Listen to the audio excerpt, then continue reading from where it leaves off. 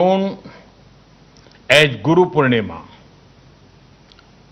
This is a day to remember our Gurus who gave us knowledge. In that spirit, we pay homage to Lord Buddha. I am happy that copies of the Mongolian Kanjur are being presented to the government of Mongolia.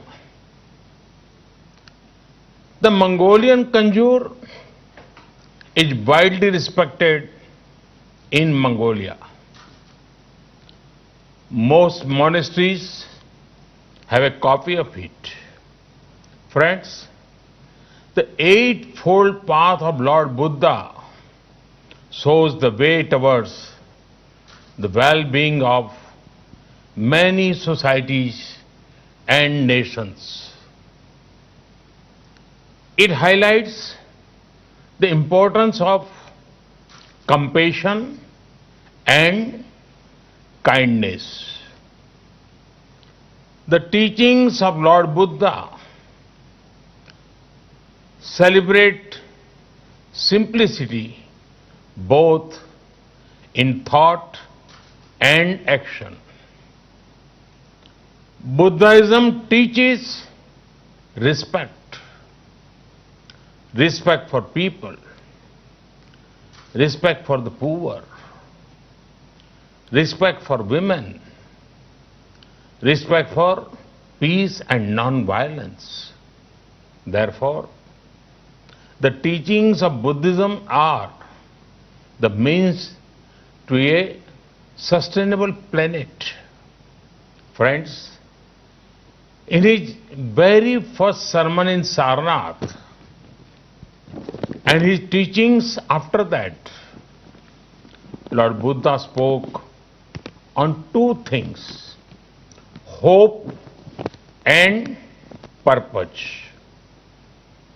He saw a strong link between them. From hope comes a spirit of purpose.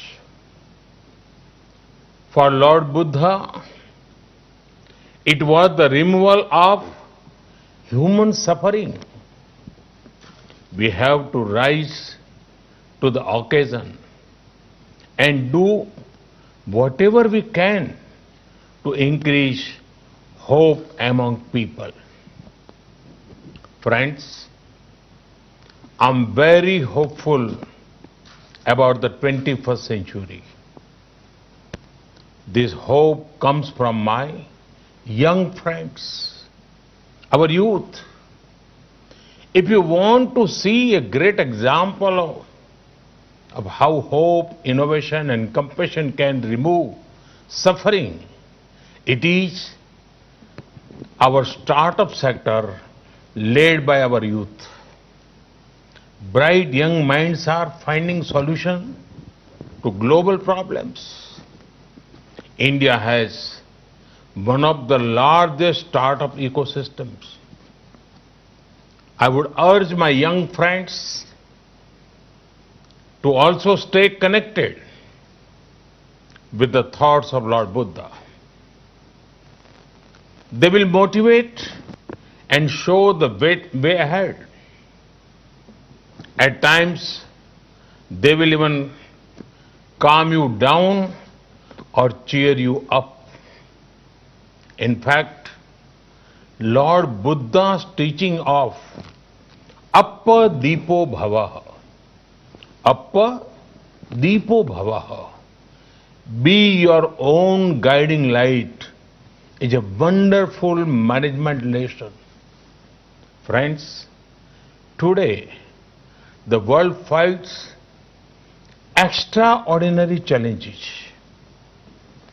To these challenges, lasting solutions can come from the ideals of Lord Buddha. They were relevant in the past. They are relevant in the present.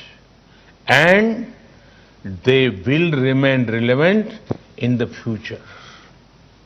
Friends, it is the need of the hour to connect more and more people with Buddhist heritage sites.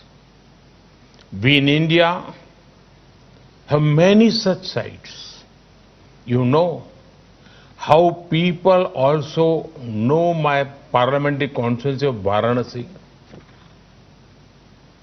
At the home to Sarnath, we want to focus on connectivity to Buddhist sites.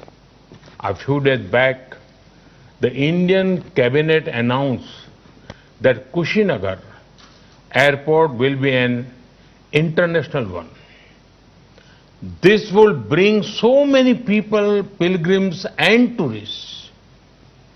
It would also generate economic opportunities for many. India awaits you. Friends, once again, my greetings to you all. May the thoughts of Lord Buddha further brightness, togetherness and brotherhood. May his blessings inspire us to do good. Thank you. Thank you very much.